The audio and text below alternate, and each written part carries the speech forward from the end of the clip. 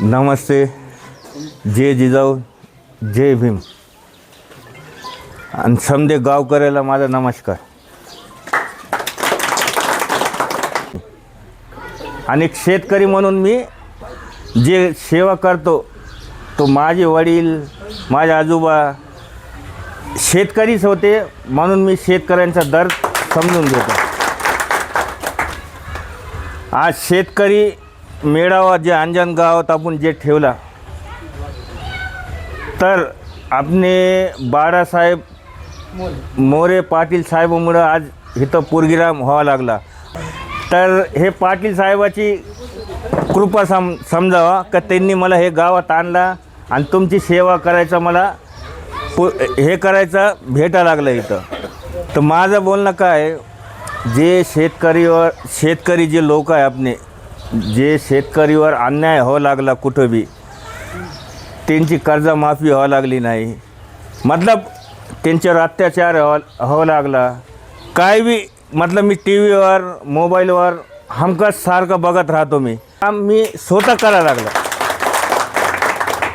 तर माझं म्हणणं काय, जे तुम्ही जे आज गोरगरीब लोक मला माहीत आहे शेती करणार किती कष्टाने कसं अगोदर नांगरून घेतो, आऊत मारतो, मोगडा मारून घेतो, मग रुटर मारून घेतो, मग बीज लावतो, मग पिरून घेतो, मग त्याच्यानंतर पाऊस पडायची आपण वाट पाहतात, त्याच्यानंतर काहीतरी दिसतो 4-8 दिवसानंतर. तर तुमची मतलब मेहनत लई आहे त्याच्यात, त्याचा अंदाज कुणी लावू शकत नाही. कसं तुम्ही जे शेतकरी लोक आज शेतकरी लोकांमुळंच आज पूर्ण जग पूर्ण चालायला लागला, नाहीतर तिचे बगर जग चालू शकत नाही. कारण कसं धान्य जे बी खायचे वस्तू आहे तो कुठून निघतात, शेतातून. तर आपले शेतकरी लोकांना सरकारने बी आणि शासनाने बी समजून घ्यावा. मी असं बार समदे गावात जाऊन मी हेच म्हणायला लागला का बाबा जे शेतकरी लोकांवर जे अन्याय व्हावा लागला तर अन्याय होऊन दे नका कुणी.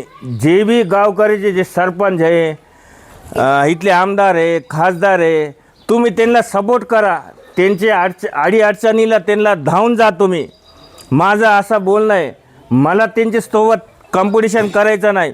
माझी हैसियत आहे हिसाबाने मला जे गोरगरीब लोकाला मतलब मी एक दान म्हणून नाही करायला लागला, मी एक भावाच्या हिसाबाने नात्याने मतलब आपण एकच रक्ताची औलाद आहे. आपण इथं भडकाभडकीचे काम करायला लागले. कारण कसे हिंदू मुस्लिम कसे जे गावागावात इतके भाईचाराने राहतात का त्याचा अंदाज कुणी लावू शकत नाही. कारण कसा जे जातीची नावावर दंगली घडवा लागले, काय बी घडवा लागले. माझं एकच म्हणणं आहे, जे हसी खुशीने राहायला लागले त्यांना राहून द्या. बांधाला बांध कुणाचा नाही. तुम्ही जातीभेद करू नका कशातच, भाईचाराने राहा. सबका मालिक एक है. साई बाबा को आप तो मानते सब? मानते. बिल्कुल सही बात है. आपको जो भी काम रहा, मैं आने वाले दिन में जिसका भी समझो किसको गाय लेने की, किसको भैंस लेने का या कुछ भी लेके देने का, तो मैं 1,50,000 की खुद की इससे मैं आज जबान दे रहा हूँ यहाँ पे कि मैं मेरे भाइयों के हाथ से बहनों के हाथ से 100% आगे होके ऐसा करके दूंगा. मैं ये वादा कर रहा, मंदिर के अंदर खड़े के कर रहा हूँ. मैं ऐसी झूठ बात नहीं कर रहा, कुछ नहीं कर रहा. मेरी जो हैसियत है, हैसियत के हिसाब से मैं आज भगवान के घर में खड़े के मैं बोल रहा. मैं ऐसा खाली बोल के नहीं जा रहा. भगवान अल्लाह मेरे को हिदायत देगा. मैं 100% मैं जो आज जबान दे के जाऊँगा तो तुम्हारे गौ वाली की पूरी बात 100% करके दूंगा. ये बात मेरे आज लिख के रखो. और मैं खाली आश्वासन नहीं दूंगा आपको, और मैं कभी वोट मांगने को भी नहीं आऊँगा आपके पास. तर माझ्यावर असं तुम्ही प्रेम राहून द्या. मी असं कुणाला मला वोट मागायचा नाही किंवा कुणाला असा धोका द्यायचा नाही. नुसतं जे शेतकरी लोक परेशान आहेत मला त्यांना साथ द्यायची, त्यांचे खांद्याला खांदा लावून चालायचा. आणि जे त्यांची अडचण आहे तर अडचण मला त्यांची दूर करायची.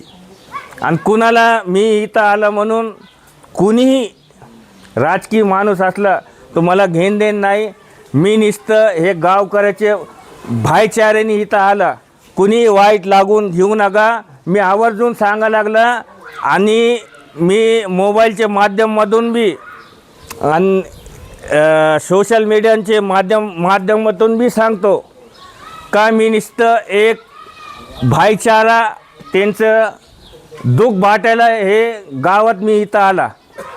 मी इथंच माझं बोलणं थांबतो आणि जे माझेकडून चुकलं असेल समजायला मी माफी मागतो आणि जे बी काम राहीन तुमचे काम 100% करत राहीन.